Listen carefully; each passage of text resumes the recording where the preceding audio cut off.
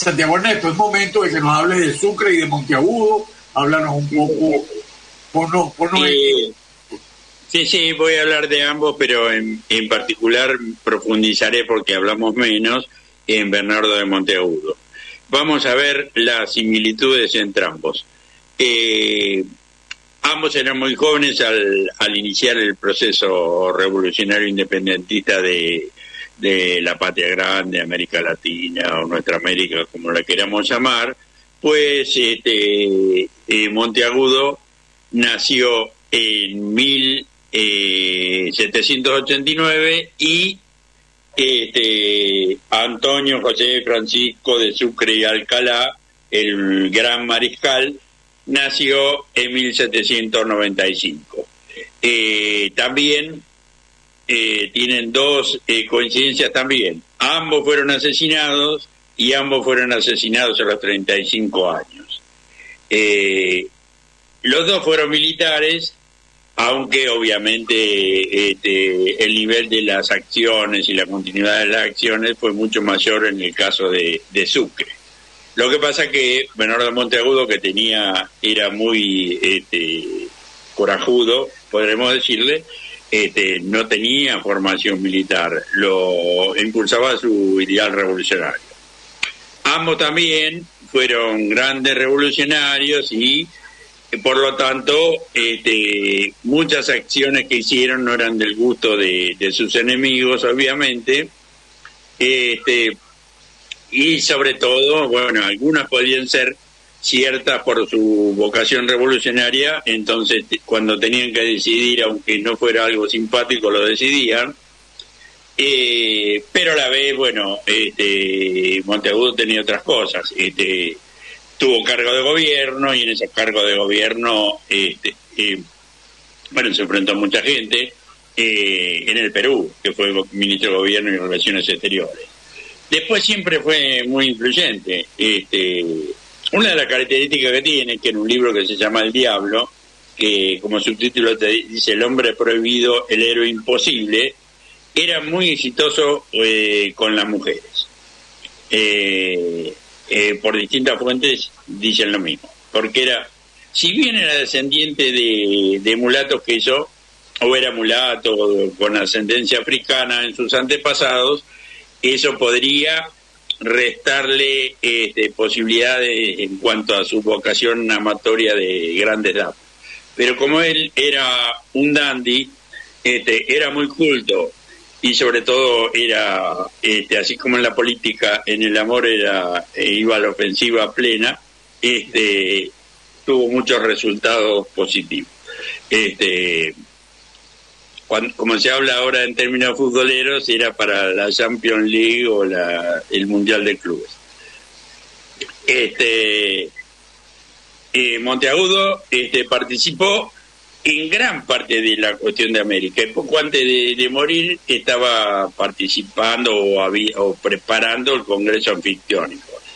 Y nunca de nadie que estuvo al lado de grandes hombres estuvo como mero colaborador.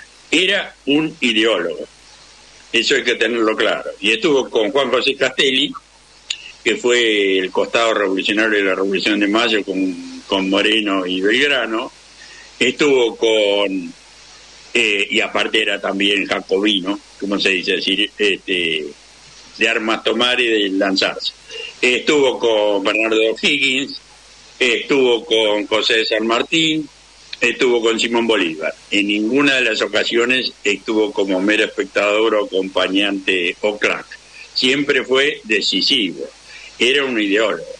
Fue un periodista, fundó diarios, escribió en diversos diarios, como la Gaceta de Buenos Aires, que no fundó él, pero sí Mártiro Libre y Grito del Sur en Argentina. En Chile, El Censor de la Revolución. En Perú, El Pacificador. Escribió también libros. A los 19 años, todavía no había cumplido los 20, estuvo en la revolución de Chuquisaca y La Paz, y salvó por ser muy joven y porque no sabían que él en realidad fue decisivo también ahí, porque siempre fue un ideólogo, a la vez un hombre de acción. No era un mero ideólogo, un teórico, era un teórico y era un activo. Digamos, en términos modernos le parecería a Lenin, por ejemplo. gran escritor, gran teórico, pero hombre de acción también.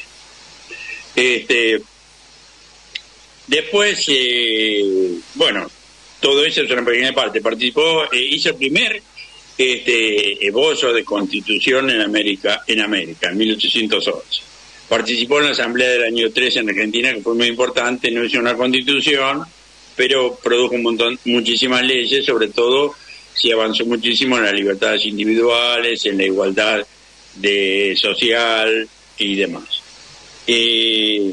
Bueno, para hablar de Monteagudo, sobre el que se han escrito montones de libros, habría que hablar minutos y minutos, y tiene montones de escritos que son analizables y valorables aún hoy. Bueno, lo central es también que fueron muertos Monteagudo por su propia acción, pero también por estar muy ligado, aún después de San Martín, irse del Perú a San Martín por un lado y por otro a Simón Bolívar, y por toda su trayectoria anterior que le hacía peligrosísimo, no solo para los prorrealistas, sino para todos los conservadores, porque era un liberal de los del siglo XIX, principios del XX. Luchaba por la libertad hasta donde había dado en el plano teórico en ese momento, pero mejoraba la situación de todos. No tiene nada que ver con lo que se llaman liberales ahora. Bueno, habiendo llegado al punto y no habiendo desarrollado todo el tema como ocurre casi siempre, porque es imposible hacerlo si uno tiene no solo los conocimientos básicos, sino también la posibilidad del acceso a fuentes. Bueno, ahora pasamos entonces a otra fase del programa, que es algo que va a hablar Gerardo, que va a hablar de dos cosas. Sobre las elecciones de jueces de paz, que después volveremos a analizar el año que viene, porque es algo sumamente importante e interesante, y Venezuela, con Bolivia y con México, son los únicos países que total o parcialmente ya tienen o tendrán jueces electos popularmente, cosa que avanza sobre la concepción democrática burguesa de los tres poderes, en donde el poder judicial era un poder nunca elegido democráticamente. Por lo tanto, hablar de democracia con un poder, con uno de los tres poderes no electo, es medio limitante y discutible la cuestión de la democracia. Lo mismo que decir que Israel es una democracia, salvando las distancias temáticas, ¿no? Pero nada, esas palabras quedan grandes para lugares donde son restrictos. Y después José Gerardo nos va a hablar también de algunos aspectos de Simón Bolívar, sobre todo de grandes documentos, acciones, como el juramento de Monte, no lo tengo bien claro. Sacro, en Roma. El Monte Sacro, la Carta de Jamaica, estas son de 1815, y sobre todo del Manifiesto de Angostura de 1819, que es un importantísimo documento.